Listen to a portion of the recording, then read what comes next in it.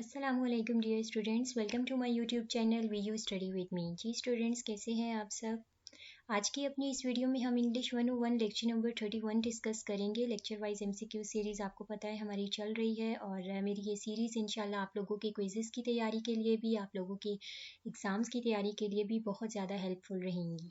तो चलते हैं अपनी वीडियो की तरफ। और वीडियो की तरफ जाने से पहले अगर आप मेरे चैनल पर न्यू हैं या आपने मेरे चैनल को सब्सक्राइब नहीं किया तो प्लीज़ मेरे चैनल को सब्सक्राइब कर दीजिए, वीडियो को लाइक भी कर दीजिए और ज़्यादा से ज़्यादा शेयर भी कीजिए। और कोई भी क्यूरी हो तो आप मुझसे कमेंट बॉक्स में पूछ सकते हैं। फर्स्ट चलते हैं। A good paragraph has 3 major structural parts. ठीक है, ये आपने याद रखना है कि एक जो गुड पैराग्राफ होता है उसके 3 मेजर स्ट्रक्चरल पार्ट्स होते हैं। कौन से? Topic sentence, supporting sentences, concluding sentences. और आप ये जो आपका एमसीक्यू है ये पास्ट में आया हुआ है, बट पास्ट में उन्होंने आपसे पूछा गया है अ good paragraph has dash structural parts. ठीक है, तो आपने ऑप्शन सेलेक्ट करना है वहाँ पे 3 का।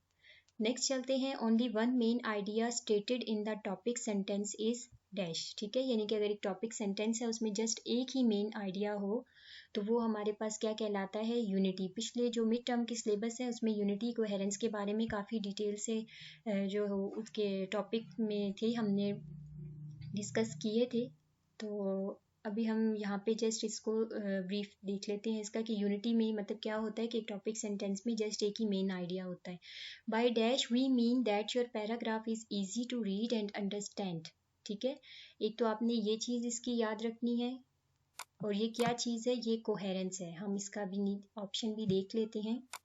ठीक है, तो ये आपने इसकी full statement as it is याद रखनी है। ये देखिए इसका जो आंसर है ये कोहेरेंस है। By coherence we mean that your paragraph is easy to read and understand because. अब वजह क्या है? Supporting sentences are in some kind of logical order and your ideas are connected by the use of appropriate transitional words. ठीक है, यानी कि जो supporting sentence होते हैं कुछ खास किस्म के वो लॉजिकल ऑर्डर के होते हैं और दूसरा ये कि इसका जो आइडिया होता है वो किससे कनेक्टेड होता है? ट्रांजिशनल वर्ड से कनेक्टेड होता है। अगर आप लोग ज़्यादा डीपली अपने कॉन्सेप्ट क्लियर करना चाह रहे हैं तो आप लोग शॉर्ट लेक्चर ज़रूर लीजिए।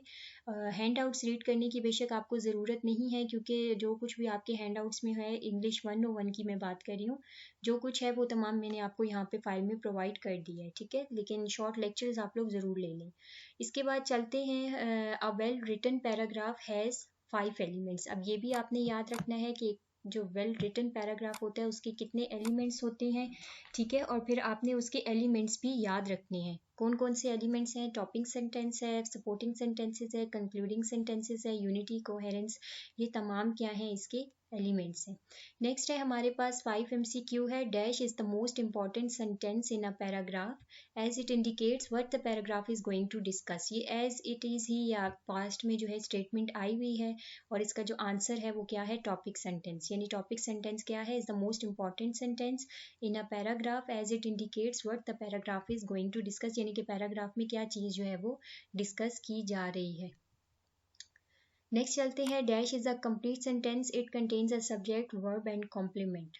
Topic sentence is a complete sentence. Topic sentence क्या है? ये कंप्लीट सेंटेंस होता है, इसमें सब्जेक्ट, वर्ब और कॉम्प्लीमेंट जो है वो पाया जाता है। Which is a word use to complete the meaning. Complement के लिए ये चीज़ लिखी हुई है कि कॉम्प्लीमेंट के विच इज़ अ वर्ड, ये वो word use to complete the meaning जो कि मीनिंग को कंप्लीट करने के लिए यूज होता है। ये भी एज इट इज़ पास्ट में ये आया हुआ है just statement a complete sentence, it contain subject, verb and complement. आगे ऑप्शंस में फिर ये टॉपिक सेंटेंस एक राइट ऑप्शन जो है वो दिया हुआ है। ठीक है, topic sentence contains are topic as well as controlling idea. ये आप लोगों ने याद रखनी है। ये हो सकता है कि आपको कह दें a dash contains a topic as well as controlling idea, और ये भी हो सकता है कि कंट्रोलिंग आइडिया को जो है वो ऑप्शन में आ जाए आपको। ठीक है, नेक्स्ट चलते हैं। The topic sentence may appear in the paragraph. तो टॉपिक सेंटेंस जो है वो पैराग्राफ में कहीं पर भी पाया जा सकता है, ना मिड है ना स्टार्ट है एंड, बल्कि वो कहीं पर भी पाया जा सकता है।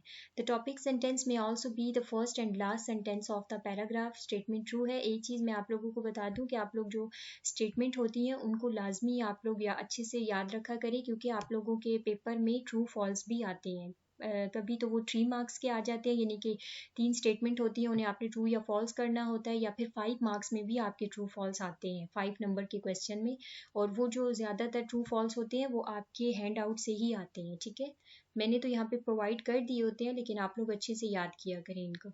नेक्स्ट है the topic sentence may even come later than the second sentences. ठीक है, एक तो ये हमने देखी है ना, ऊपर के फर्स्ट में भी आ सकता है, लास्ट में भी आ सकता है, और सॉरी कहीं पर भी आ सकता है। तो इसमें वो कह रहा है कि टॉपिक सेंटेंस जो है वो ऐसा भी हो सकता है कि सेकंड सेंटेंस के आखिर में आ जाए। ऐसा नहीं है कि बस स्टार्ट में ही हो या लास्ट में या कहीं पर भी हो, सेकंड टाइम पे भी हो सकता है। अब ये जो आपके एमसीक्यूज हैं ये एज इट इज़ ही मतलब आपने याद रखने हैं, क्योंकि ये इसमें भी ट्रू फॉल्स हैं। ये भी आपके हैंड आउट से ही मैंने लिए हैं, तमाम फाइल आपकी हैंड आउट से ही है, मैंने अपनी तरफ से कुछ भी इसमें एडिशन नहीं की। फिल इन द ब्लैंक्स और put a tick mark against the answer you think correct. The topic sentence of the paragraph states, क्या चीज़ जो है वो टॉपिक सेंटेंस स्टेट करता है पैराग्राफ, मेन आइडिया, ये एज इट इज़ पास्ट में आया हुआ है। To find the topic sentence of a paragraph look for general statement, ये भी स्टेटमेंट हुए। अब इस तरह की स्टेटमेंट जो है वो आपको 3 मार्क्स के या 5 मार्क्स के क्वेश्चंस में आती होती हैं। फिल इन दी ब्लैंक्स भी आती हैं। The supporting detail of a paragraph are more general than main idea, ये भी ट्रू है। The topic sentence may appear anywhere in a paragraph, ये भी ट्रू है। अभी हमने ऊपर ये वाला एमसीक्यू देखा है। नेक्स्ट जो है एमसीक्यू वो क्या है, when the main idea is stated in the last sentence of a paragraph it is likely to be a conclusion। ठीक है, आपको पता है कि यानी कि एक मेन आइडिया है, अगर हम उसे लास्ट सेंटेंस के पैराग्राफ से निकालते हैं तो वो अक्सर के मतलब वो क्या होता है, वो पूरी चीज़ का कंक्लूजन होता है। A topic sentence has 2 essential parts. अब ये आपने याद रखना है कि टॉपिक सेंटेंस के 2 इंपॉर्टेंट पार्ट्स होते हैं, कौन से, द टॉपिक और कंट्रोलिंग आइडिया। द टॉपिक में क्या होता है, द टॉपिक यानी कि नेम्स होता है, सब्जेक्ट और main idea of the paragraph होता है।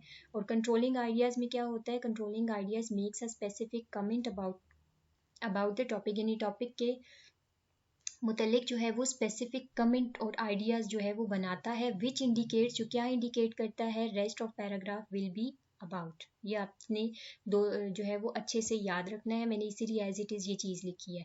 A topic sentence should be neither too general nor too specific, यानी कि टॉपिक सेंटेंस जो है हो सकता है इस तरह भी आ जाए, a dash should be neither too general nor too specific. तो आपने याद रखना है कि जो टॉपिक सेंटेंस है वो मतलब ना ही वो जनरल होता है और ना ही बहुत ज़्यादा वो स्पेसिफिक होता है। Dash sentence is the signals the end of the paragraph, कौन सा इसमें से जो है वो चीज़ है जो किस चीज़ का सिग्नल है एंड ऑफ पैराग्राफ के, कंक्लूडिंग सेंटेंस। कंक्लूडिंग सेंटेंस जो है वो सिग्नल होता है पैराग्राफ के एंड का।